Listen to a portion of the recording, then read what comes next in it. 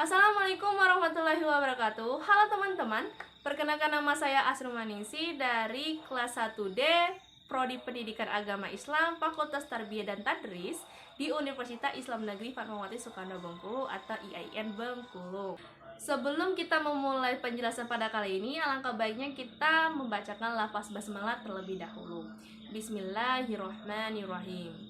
Di video minggu yang lalu, saya telah menjelaskan tentang huruf-huruf hijaiyah asli atau gundul dan yang memiliki tanda fathah, kasrah, dan dhamma.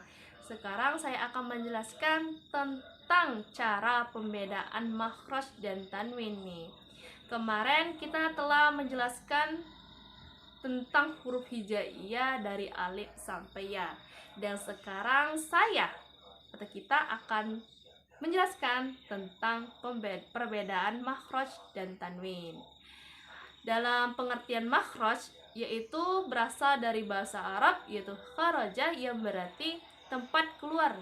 Jadi kalau makhraj huruf, yaitu tempat keluarnya huruf. Dan di antara kesalahan yang paling banyak dilakukan oleh pembaca Al-Quran, yaitu salah satunya membunyikan huruf-huruf Al-Quran dengan suara yang kurang tepat.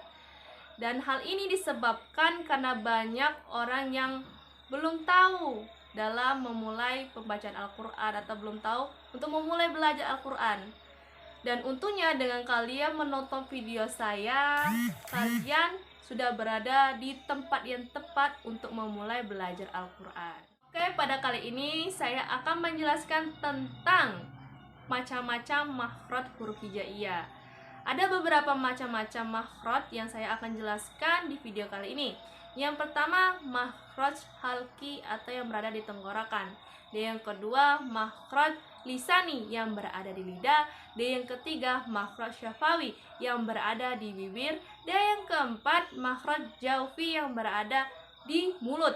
Dan yang terakhir yaitu makhraj khaisum yang berada di hidung. Baiklah, berikut adalah beberapa penjelasan atau uraian tentang macam-macam makhraj. Yang pertama yaitu makhraj halqi. Makhraj ini dibaca dengan beberapa bagian.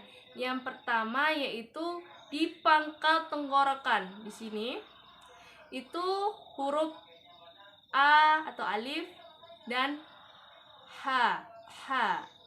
Dan yang kedua di tengah-tengah itu adalah huruf a dan h.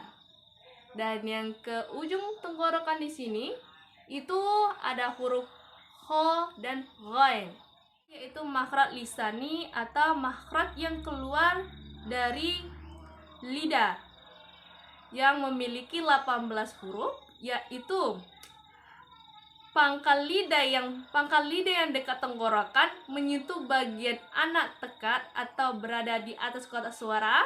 Itu ada ko. Dan yang selanjutnya itu pangkal lidah yang menyentuh langit-langit belakang. Itu ada ka. Dan yang selanjutnya itu lidah di bagian tengah yang menekan langit-langit atas. Itu ada sya, jaya. Dan yang selanjutnya itu ujung lidah yang dirapatkan pada gigi geraham atas ini, dan di tepi lidah kiri kanan yang ditekan oleh gigi geraham itu ada do, do. Dan yang selanjutnya itu ujung permukaan lidah yang ditekan ke gusi di atas bagian kapak atau gigi atas. Bagian tengah itu ada la. Dan yang selanjutnya itu ada ujung lidah yang ditekan sedikit lebih ke atas. Itu ada makhraj huruf nun. Dan yang selanjutnya itu ujung lidah yang dinaikkan ke langit-langit atas sedikit dan sedikit membentuk lekungan. Itu sehingga terlihat lidah bagian belakang ada huruf ro. Dan yang selanjutnya itu ada di bagian ujung lidah yang ditekan ke pangkal lidah, di pangkal gigi, maaf sebelumnya pangkal gigi, kapak bagian atas itu ada ta, to, da. Ta, to, da. Dan yang selanjutnya ada di bagian ujung lidah ditekan ke belakang gigi kapak. Di bagian bawah ada sod, za, sa. Sod, za, sa. Dan yang terakhir di bagian ujung lidah yang dikutas sedikit dan ditekan di ujung gigi kapak itu terdapat 3 huruf, yaitu ada za, so, zo, za, so, sa. Ulang, za, zo, sa. Yaitu makhraj syafawi yang berada di bibir. Makhraj syafawi ada tempat keluarnya huruf yang berada di bibir. Dan terdapat 2 bagian, yaitu bibir bawah ditekan ke gigi kapak bagian atas, yaitu ada fa. Dan selanjutnya bibir bawah dan atas dalam posisi rapat itu ada 3 huruf, yaitu ada wa, ma, ba. Untuk penjelasan lanjut, dalam bibir bawah dan atas dengan rapat adalah sebagai berikut. Ada 3, yaitu menutup bibir lebih ringan itu ada huruf ma. Dan yang kedua yaitu menutup bibir sedikit lebih kuat itu ada huruf ba. Dan yang ketiga ada yang membulatkan bibir atas dan bawah itu ada huruf wa. Selanjutnya yaitu ada makhraj jawfi yang berada di mulut. Makhraj yang keluar dari huruf. Dan huruf-huruf yang dibaca yaitu mad atau yang dilepaskan ke dalam rongga mulut. Adapun beberapa huruf yaitu ada a, alif mad dan waw mad, dan juga yang terakhir itu ya mad. Yaitu makhraj khaisum atau yang berada di rongga hidung. Ya, makhraj huruf ini khusus huruf yang dibaca di bagian pangkal hidung bagian dalam, yaitu huruf-huruf yang berdengung.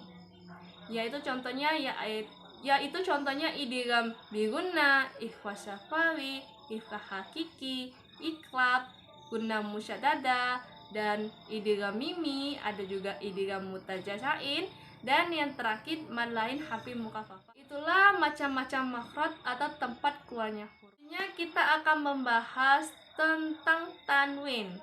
Tanwin adalah dalam bahasa Arab yaitu at-tanwin, yaitu tanda baca atau diakritik atau harokat pada tulisan Arab untuk menyatakan bahwa huruf yang pada akhir kata tersebut diucapkan lainnya bertemu dengan huruf nun mati. Dan tanwin itu dibagi menjadi 3, ada fathatain, qasratain, dan dhammatain. Dan baiklah, berikut adalah beberapa penjelasan tentang pertama tanda baca 2 garis di atas yaitu fathatain. Tanda baca ini dalam bahasa Indonesia diganti dengan an. Contohnya ada di sini. Contoh pertama yaitu ada ta yang dikasih tanda fathatain yang dibaca dengan sodakotan, tan. Dan yang kedua ada huruf dal yang dikasih tanda baca fathatain yang dibaca dengan ahadan. Dan yang terakhir yaitu ada huruf ba yang dikasih tanda fathatain juga yang dibaca zadaban.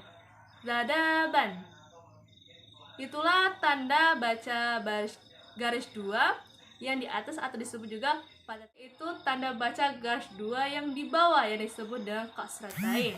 Tanda baca ini dalam bahasa Indonesia dibaca dengan in. Contohnya ada di sini. Contoh pertama di huruf hijaiyah terdapat huruf hijai lam yang dikasih tanda qasratain yang dibaca jamalin, lin. Dan yang kedua yaitu ada ta yang dikasih tanda qasratain yang dibaca dengan finatin, tinatin, tin, tin. Dan yang ketiga atau yang terakhir ada huruf hijaiyah nun yang dikasih dengan tanda baca kasratain yang dibaca dengan samanin, samanin, nin, nin. Itulah tanda baca garis dua atau kasratain. Yang ketiga ada tanda baca baris dua depan yaitu domatain. Tanda baca ini dalam bahasa Indonesia diganti dengan un. Contohnya ada di sini. Contoh pertama ada kho. Kho yang diberi tanda domatain yang dibaca dengan ahun. Ahun. Dan yang kedua ada huruf hijaiyah qaf yang diberi tanda domatain dan dibaca dengan gharakun. Kun. Dan yang ketiga ada huruf hijaiyah ain yang diberi tanda domatain yang dibaca dengan sami'un. Itulah penjelasan tentang makhraj dan tanwin. Apabila ada kesalahan atau kekeliruan saya dalam mengucapkan kata-kata, mohon dimaafkan. Wassalamualaikum warahmatullahi wabarakatuh.